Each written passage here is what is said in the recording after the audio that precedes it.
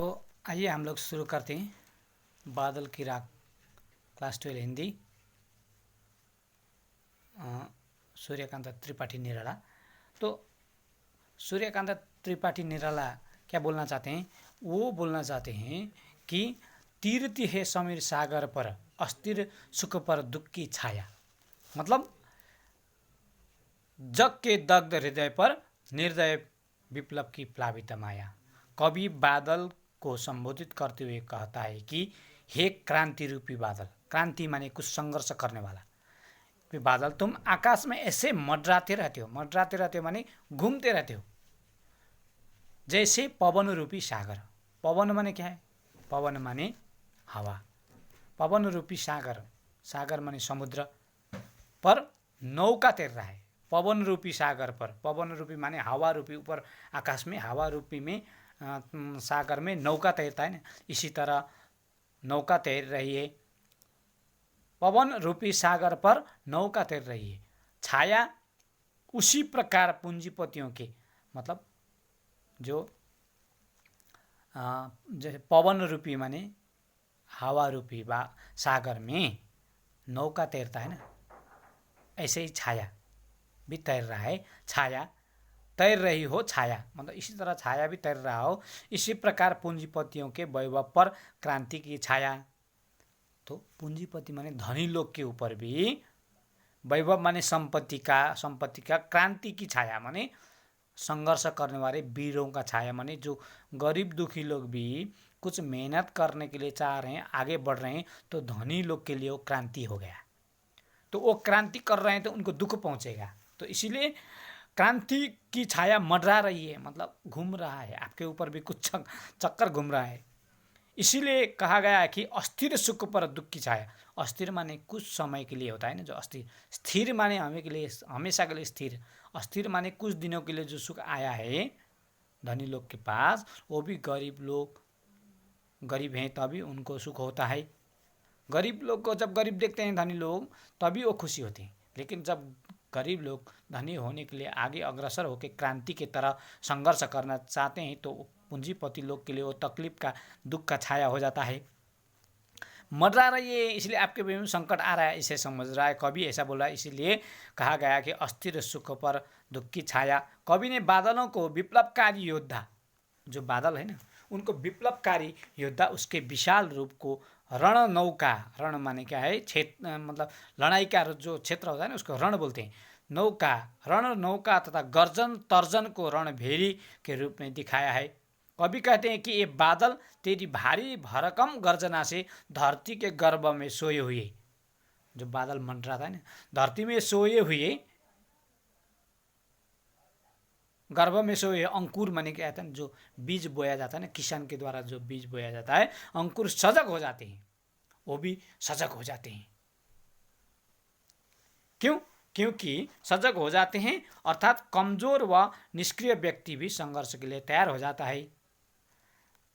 तो इसीलिए यहां बोला है ना, कवि ने क्या बोला है? जो अंकुर आया है ना, जो अंकुर आया है, जो बीज आया है, उसको विप्लव प्लावित माया यह रण तेरी भरी आकांक्षाओं से, घन भेरी गर्जन से सजग सुप्त, गर्जन माने आकाश के गर्जन से, सुप्त माने सोए हुए, अंकुर माने बीज, नव जीवन के ऊंचा कर सिर। अंकुर, सुप्त अंकुर, उर में पृथ्वी के आशाओं से, पृथ्वी में सोए होते हैं ना, कुछ पृथ्वी के द्वारा सहयोग होकर मैं ऊपर आ सकता हूँ बोलकर, पृथ्वी की आशाओं से नव जीवन की ऊंचा कर सिर, मैं बड़ा हो सकता हूँ, नव जीवन पा सकता हूँ, सिर उठा के जी सकता हूँ, ऐसा सो के उन लोग जमीन में ही रहते हैं। लेकिन ताक रहे हैं ये विप्लव के बादल, फिर ये बादल भी हमारे तरफ ही देख रहे हैं, कहीं गर्जन हो गया था, हम मर जाएंगे, इसलिए वो भी बादल के साथ बार बार देख रहे हैं। और क्या हो रहा है? सतर्क हो रहे हैं, तार हैं विप्लव के बादल, फिर बार गर्जन में है, वर्षण है मुसलधार, हृदय थाम लेता संसार, सुन सुन घनघोर वज्र हुंकार, असनी पात से सापित उन्नत शत वीर। ऐसा माने इन लोग भी क्या हो रहे हैं? सजग, होशियार हो रहे हैं। सुप्त अंकुर, उर्मे पृथ्वी की आशाओं में, पृथ्वी के गर्भ में रहते हैं ना, इसलिए कुछ आशाओं में बैठे रहते हैं, कुछ सुख सुविधा होकर, लेकिन वो डर रहे हैं। तो इसीलिए कवि यहाँ इनके ऊपर वर्णन कर रहे हैं, तो इनके विषय में बता रहे हैं। तो आपको बताया था कि पूंजीपति घबराते हैं, क्रांति विनाश की आशंका को कहा गया है। क्रांति के हुंकार से पूंजीपति घबरा उठते हैं, वे अपनी सुख सुविधा खोने के डर से दिल थाम कर रह जाते हैं। उनका सुख अस्थिर है, अस्थिर माने हमेशा के लिए नहीं रहता है। उन्हें क्रांति में दुख की छाया दिखाई दे। क्रांति माने कुछ उन्नति करने वाला जो व्यक्ति है ना, उसमें भी उनको दुख दिखता है। मतलब गरीब कुछ करना चाहता है तो उनमें भी जलन होता है। तो इसीलिए दूसरा पंक्ति में कहना, असनी पात से शापित उन्नत शत शत वीर पंक्ति में किसकी और संकेत किया गया है? असनित पात से शापित उन्नत शत शत वीर पंक्ति में क्रांति विरोधी गर्वीले वीरों की ओर संकेत करते हैं, जो क्रांति के वज्रघात से घायल होकर क्षत विक्षत हो जाते हैं। बादलों की गर्जना और मूसलधार वर्षा में बड़े बड़े पर्वत वृक्ष क्षत विक्षत हो जाते हैं। मतलब बड़े बड़े आदमी लोग भी गिर जाते हैं। जब बादल आता है ना, तो बड़े बड़े वृक्ष भी गिर जाते हैं, है कि नहीं? पर्वत वृक्ष क्षत विक्षत हो जाते हैं। माने उसी प्रकार क्रांतिवीर जो उन्नत करने वाले होते हैं ना, क्रांति के हुंकार से बड़े बड़े पूंजीपति भी, जैसे बड़े बड़े पेड़ गिरते हैं ना, ऐसे बड़े बड़े पूंजीपति भी गिर जाते हैं और गिरने का डर रहता है। तो पूंजीपति का धन संपत्ति तथा वैभव आदि का विनाश हो जाता है, इसका उनको डर सताया रहता है। तो तीसरा पंक्ति में आप कवि ने क्या बताया है कि आप वहाँ पढ़ सकते हैं, कविता में आप पढ़ सकते हैं। तो तीसरा में बोलते हैं, आप समझ सकते हैं, विप्लव रब से छोटे ही हैं शोभा पाते। पंक्ति में विप्लव रब से क्या तात्पर्य है? छोटे ही है शोभा पाते। ऐसा क्यों कहा गया है? क्योंकि विप्लव रब से छोटे ही शोभा पाते। पंक्ति में विप्लव रब से तात्पर्य है क्रांतिकारी जब आती है ना, तब गरीब वर्ग आशा से भर जाता है। क्रांतिकारी माने, क्रांति माने पानी को भी बोला गया है। जब पानी पड़ जाता है ना, तो किसान लोग कुछ करेंगे, कुछ मेरा होगा, कुछ उन्नति होगा बोलकर आगे बढ़ता है ना। क्रांति जब आती है तब गरीब वर्ग आशा से भर जाता है एवं धनी वर्ग अपने विनाश की आशंका से भयभीत हो उठता है।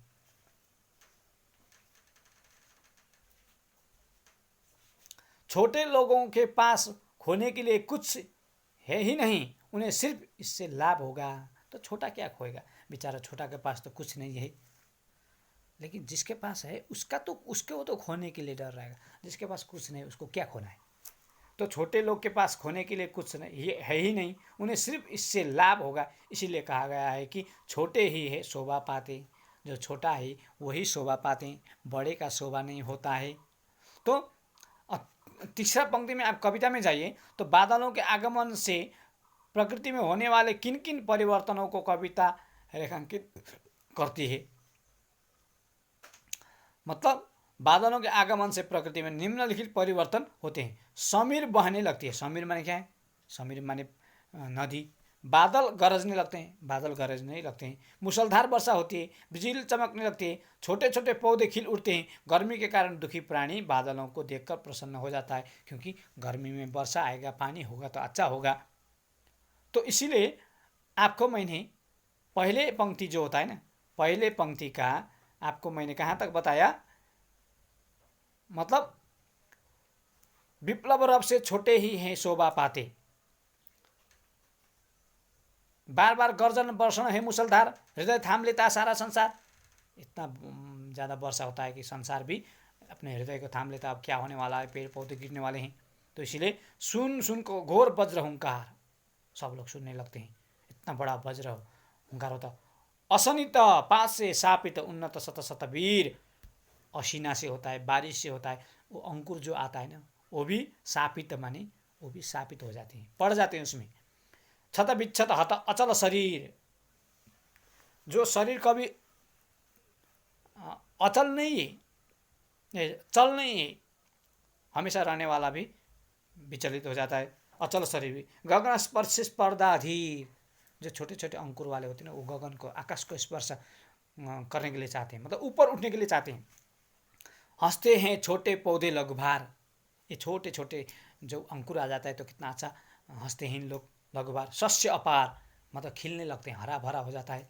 तो हिल हिल खिल खिल हाथ हिलाते तुझे बुलाते, विप्लव रब से छोटे ही है शोभा पाते। अंकुर जब आ जाता है ना तो छोटा में कितना अच्छा शोभा दिखाई देता है। हिलते हैं खिलते हैं, हाथ मिलाते हैं, आपस में ऐसे जब झूलते हैं छूते हैं ना तो हाथ बुलाते हैं, जैसे तुझे बुलाते हैं, किसी को बुला रहे हैं, मतलब किसान बहुत खुशी हो जाता है। तो किसान उन्नति करने लगता है तो गरीब को थोड़ा दुख होता है। तो कभी किसानी हृदय के साथ जोड़ के, गरीब के हृदय के साथ जोड़कर, गरीब के जीवन के साथ जोड़कर बड़ों का तुलना करता है कि बड़े धनी लोग के साथ, धनी लोग बड़े गरीब लोग के साथ कैसे व्यवहार करते हैं, उन लोग को क्या चीज़ का डर रहता है, उन लोग क्यों घबराते हैं। और गरीब जब आगे बढ़ने लगता है तो उसमें जैसे प्रकृति के द्वारा धरती को वज्रपात, पानी, हुंकार, वर्षा मूसलधार होके उसको खींचना मिचना चाहते हैं, ऐसे धनी लोग भी अन्य दुख और कष्ट देकर वज्रपात करके मूसलधार पानी, बरसात जैसे पृथ्वी को जैसे पेड़ पौधों को जैसे तकलीफ होता है, ऐसे इन लोग भी बरसात करके गरीब को तकलीफ देना चाहते हैं। धन्यवाद। अब दूसरा जो है आगे के वीडियो में बताएंगे, आदि जो है आधा दूसरे में बताएंगे।